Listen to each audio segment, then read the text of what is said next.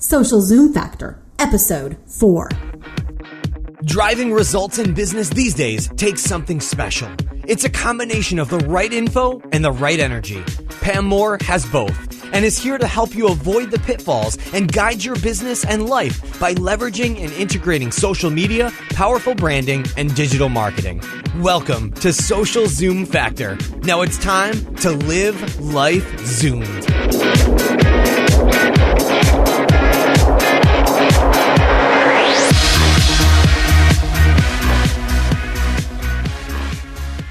Hello, Zoomers, and welcome to Social Zoom Factor. This is your host, Pam Moore.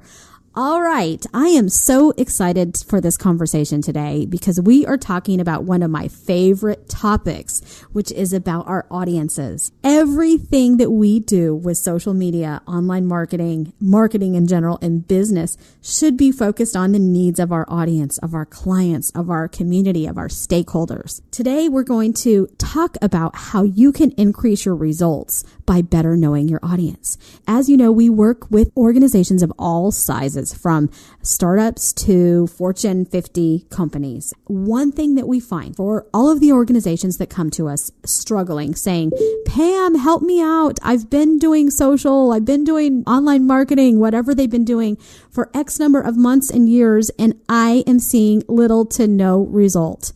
Okay, usually what we find, it doesn't matter what the size of the organization is, they have lost track of who their customer is. And I don't know if it is because of a bad economy or if it's just marketers have gotten lazy. But I know back in the day when I started college many moons ago, I would have been fired if I launched a program and I didn't know my audience. But there's something about today that has just started to become acceptable. And then organizations and marketing leaders wonder why they're not having success. But when you ask them who their customer is, 70% of them will say, everybody likes my product, or, every marketing director likes my product. No, that does not equal knowing your audience. So today we're going to dig into some real tactics and strategies, and I'm going to talk about 10 things that you must know about your audience, okay? We're going to talk a lot about content marketing, and we're going to talk a lot about how you're going to get in the head of your audience and provide them the most relevant, valuable content and conversation that you possibly can. And this is all focused on helping your audience be inspired to connect with you with the goal of helping them achieve their goals, because when you help them achieve their goals, you will achieve your goal by default. If that is your objective, it's inspire, connect, achieve. And trust me, it really does work. So one misnomer that's out there is that content marketing was created, quote unquote, via social media. Okay. Mark Zuckerberg, as much as we may love or hate him, depending on the day, did not invent content marketing. We've been doing content marketing for decades. And for some reason, it's just become this shiny object syndrome that many have. And so they get all spun up on creating tons and tons of content, but yet they don't know who they're writing it for. So there are two resources that I'm going to encourage you to take a look at and download to help you with this process. The first is easy. It's a content calendar. It's an editorial calendar that's going to help you organize your content, set some goals with it, making sure you're aligning to your audience needs, and just get it organized. All right.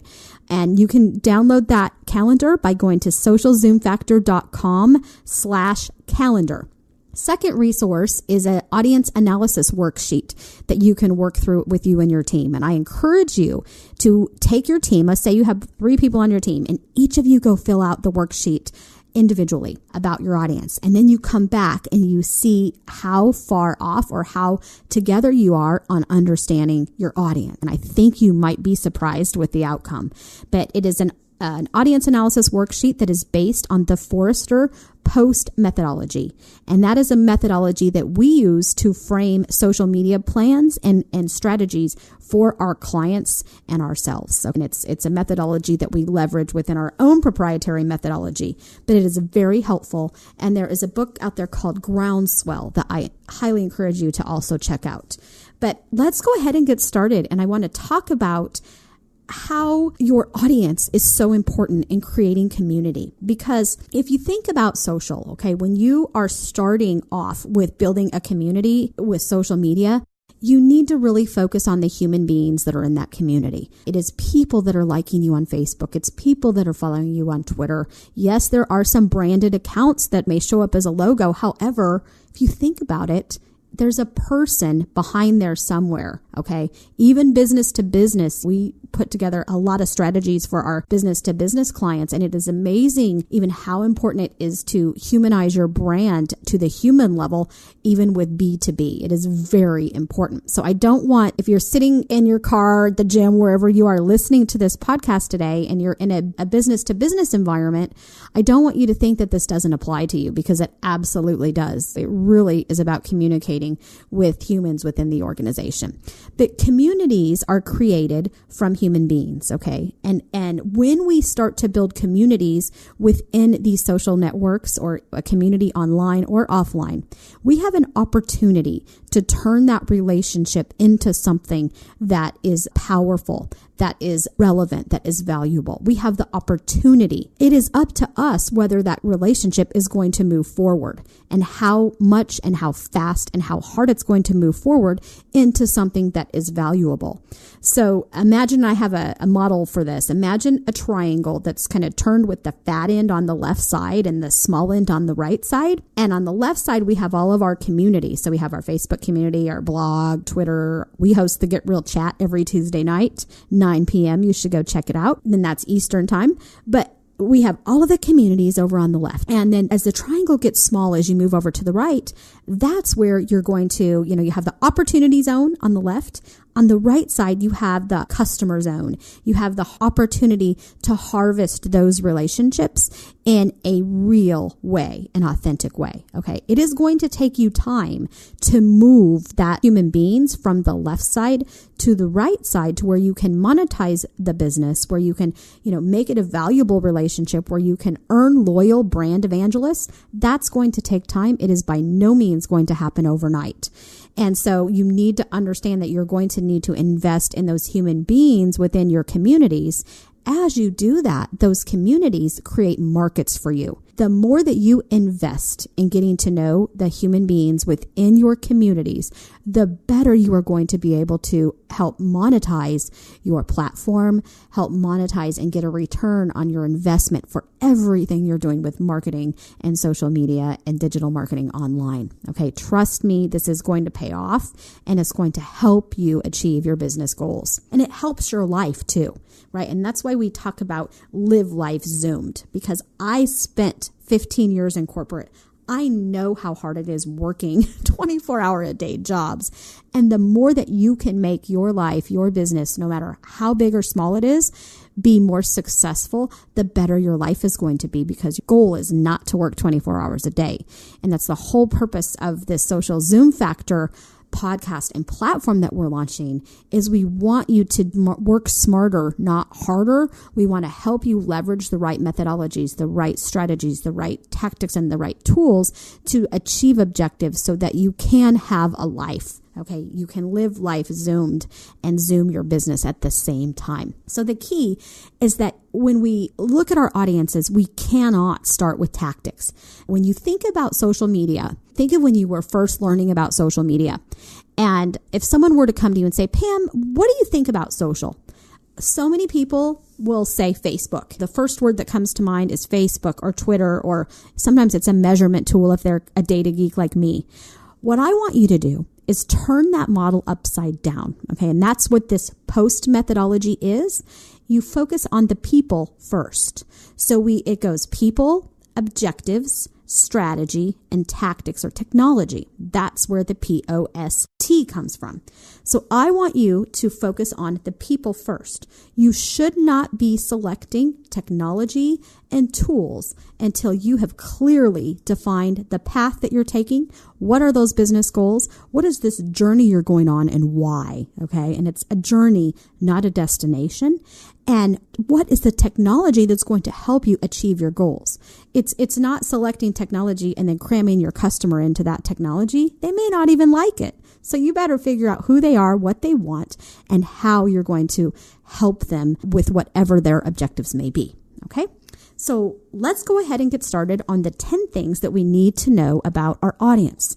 Number 1 is Who are they? Okay. Who is your audience? And I don't mean, okay, it's all marketers between the ages of 25 and 65 who work in a small, medium business SMB classified organization. Wrong answer. Okay. I want you to start answering things like, how old are they? What's their education? Where do they live? Where do they work? What do they do for fun? What is their lifestyle? Where do they hang out when they're not at work? What types of conversations are they having online, offline? Are they talking with your partners? Are they talking with your competition? How much money do they make? Where do they make that money? Do they have multiple jobs that bringing in that income? What is the type of conversation that they're having? What's the tone of that conversation? Is it casual? Is it professional? Think about your weekday, okay? And what you do on a daily basis. Your time on Facebook, your time on Twitter, your time on LinkedIn is likely very different than my time on those same platforms. And why is that? Because we're different people. Okay. I have two very active boys, preteen and a teenager. So I spend a ton of time at the baseball fields, at the soccer fields, any kind of field or court. Okay. We live there and we spend a lot of time outside. We're out as much as we can be with our family. We live in Florida, so we're hitting the beach. You need to know, if you're wanting to target me, you need to know what I'm doing on what day of the week. You need to know, where is my head on a Monday? What am I thinking on a Saturday? The content that I'm going to want from you on a Monday is very different than on a Saturday when I'm headed to one of the fields, when I'm headed to a baseball game. I'm not thinking about detailed technical social business measurement tactics and strategies of a particular platform when I'm rushing to the field. Okay. I may see your content and I may look at it and think, oh, I really would like to take a look at that. But you're probably better off hitting me late morning on a Saturday, or late afternoon on a Saturday, unless you can do it really early at a 5 a.m. type of engagement and I happen to catch your email. Okay. Most of them on a Saturday, early morning, are going to get overlooked. But if you can send me something short and sweet on a Saturday morning that is not going to take me too long to read and understand or listen to, chances are I'm probably going to click through. Okay. So that's where you need to know who your audience is and how are they going to interact. What are they doing on Sunday versus Monday? Okay, so think about me. Sunday night, I do start to think about business. On Sunday night, that's sometimes a great time to send me an email. And you know what? I get very few emails on Sunday. Everybody sends them to me first thing on Saturday. And if they only knew, if they sent them to me on Sunday, that's when my geek brain is going into overdrive. All right. So know your audience, know where they're hanging out, and know what they want to do when they are on each of those social networks. Okay. Number 2 is easy. What are their pain points? What is the reason that your customer needs your product? Okay, what is the pain? How bad is that pain? Is it financial? Is it emotional? Is it a life impact? Or is it just a nice to have? If you have a luxury brand product, your approach to marketing is obviously very different than somebody that has a desperate financial, emotional, or life need for your product. And what happens if they don't have your product or service? What alternative products or services are out there? And how can they mitigate or reduce the pain themselves if you don't help them? You need to really be aware of what the do-it-yourself products and replacement services are available to them. Know what keeps them up at night. That's basically how we put the pain point requirement in a nutshell. It's what keeps your target and ideal customer up at night. When they wake up in the middle of the night, boom, what's hitting their head? That's the problem you want to solve. Number 3, what does your product or service do to minimize or mitigate their pain?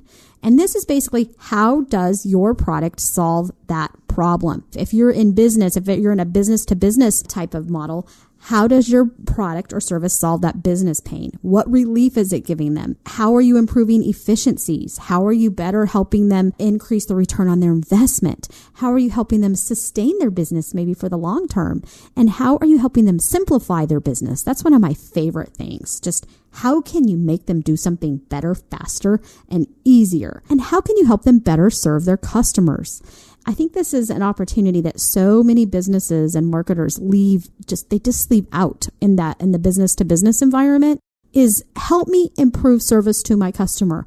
I love, and we run a marketing agency, and I love when I get a reach out from an online platform or a tool or technology when they are trying to sell to me, but if they talk about the value to my customer, this can help you deliver better or more efficient service to your customer.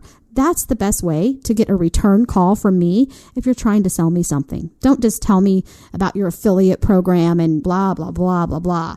Tell me how you can help me run my business better and how you can help me better provide the best possible service to my clients. And how does your product help your customer better inspire and connect with their audiences? That's really important too. If your product is going to help them engage and inspire with their customers, make sure you tap into that power. Number 4 is how can your product or service inspire and help them personally and professionally? This is really important, okay? Even in a business-to-business type of environment, you can still change people's lives and people's careers. And I remember I worked 7.5 years at Sun Microsystems, and when I joined a proactive services division, and we were just starting up. You know, I was a corporatepreneur, always had been. You can catch my story in my very first episode here on Social Zoom Factor. I go into more detail on this, but I had always stayed really close to the revenue. Okay. So even at Sun Microsystems, I survived, I think it was 13 layoffs by avoiding the water cooler and staying really close to the revenue. And one thing I can tell you that where we saw success time and time again was getting in the head of our audience and understanding how we could impact the lives of those influencers and those decision makers within our target client account.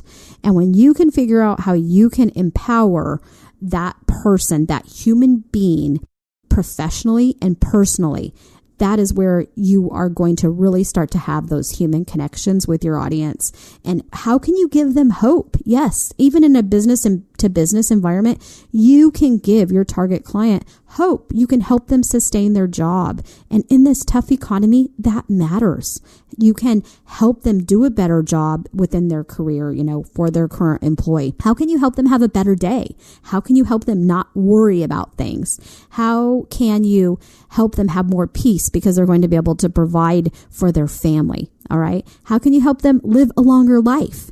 What career opportunities could come because of your product and service and how you're educating and inspiring them and helping them do all these great things. Those are powerful messages that you can deliver and really tie into some emotional branding when you know those things about your audience.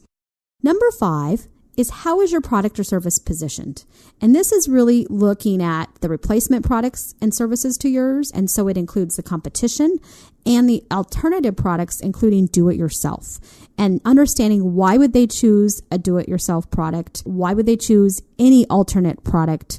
And then just knowing where your product or service sits in comparison to the competition. Is it better? Is it worse? Why is it better or worse? And what value does your audience place on your product? And this is where you really need to get real, because we work with so many different marketing leaders from all different backgrounds. And I'll tell you, this is where many struggle, because they create the boilerplate marketing plan and they put their product on a specific tangent and within looking at the competitive landscape, and they'll put the stake in the ground and say, this is where we fit. But in reality, they can't answer the question when you say, when's the last time you talked to your customer to understand where they see your product positioned? When is the last time you did some research to really understand where your product is positioned in the larger landscape? So I want you to get real on this and really, do a survey with your clients if you can. Do a survey with the folks who are in your online communities and really try to assess where you sit in regard to the overall market. If you need to bring in a third party, bring in a third party for that. We do a lot of focus groups for some of our clients and help them do some of that research. Number 6 is how are you different? Okay. This is so very important. What's your Zoom factor, right? How are you unique? What makes you Zoom and makes your clients Zoom more than anybody else out there? Okay. This is fun. Okay. Don't over stress on this one. get really, really focused on it, but have a very positive mindset on it. And if you haven't visited this topic in a while, go grab some folks from across your organization. Even if you're in a small organization, go grab the person running the front desk. Go grab the person in the back office that's doing the mail. If you're in a larger organization, go grab people from a cross collaboration team and come together and talk about some of these things and really understand how are you different in the market. And here again is another opportunity for you to reach out to your clients and ask them, how are we different? How do you wish we were different? And why should your target customer buy from you versus buying from your competition? And be real in assessing the lead that you have in regard to the market and how long until your competition is going to catch up with you. We like to keep about an 18-month lead on our competition. Most of the time we have that. Sometimes we know when we start to fall behind and we can feel it. And so when we know it, we have the data. And so you should be doing the same thing. Keep that market edge, keep that leading. You can't do that unless you are taking risks. Number 7 is, what is your competition up to? Okay. What are they doing? And I don't want you to overspin on this one, but I do want you to understand your competition. I do see a lot of businesses that focus on this way too deep. And I don't want you to start over assessing your competition and then doing everything that they're doing online, because we all are very different. Even if you have a competitor that has a similar product and service to you, they are still a different brand. The way that they relate to their customers is different. So yes, you can look at them, you can learn from them, but you should not go copy, paste, copycat them. It will not work for you. And you are going to end up really just building their brand more than you're building yours, because you're going to be endorsing them versus building your own Zoom factor. Build your own Zoom factor. Figure out how you are going to compete the best that you can. But where the competitive data gets really interesting is understanding how your competition is engaging with your target audience online. And this is the glorious thing about social, is so much of this is public. Okay. Of course, we can't see behind the curtain on a private Facebook group as an example, but majority of the content that's out there with social is online and public. So you can tap into those conversations. There's reports that we can run and we can pull it up on certain demographics and see who is your target customers engaging with, who's engaging with your competition. What do those conversations look like? What are the weaknesses and strengths that your competition has in regard to their online platform? Where are they kicking your butt and where do you have opportunity to really take lead? Number 8 is, what are the replacement products and services to what you have to offer? So this is where you need to get specific, and you just need to know, what are those top industry competing products and services to yours? What are the do-it-yourself products that compete to yours?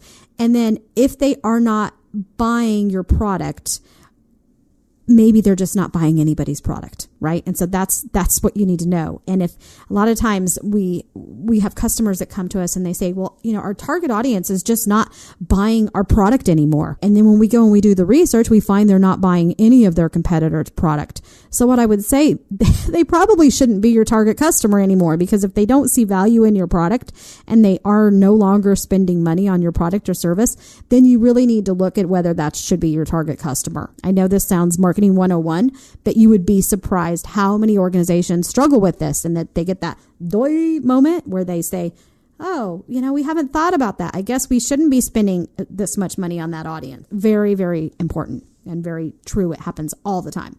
So number 9, what is your audience up to? Okay. What are they doing? Where are they hanging out online? And I always say, your mission as a marketing and business leader who's executing social and online digital marketing is to figure out, where is your audience hanging out online, and how can you have the most relevant, compelling, interesting, and fun conversation that you possibly can with them. That's your mission. It's not that hard. It takes a little bit of work to get there, but you need to simplify these things and put them into a nutshell. Where are they hanging out online? Where are they hanging out offline? What conversations are they having? Who are they talking to? What's the tone of those conversations? And does that tone differ based upon who they talk to? Does it differ based upon what social platform they are. Chances are absolutely it does, okay? How are they engaging and responding to your business partners, local business, and competition?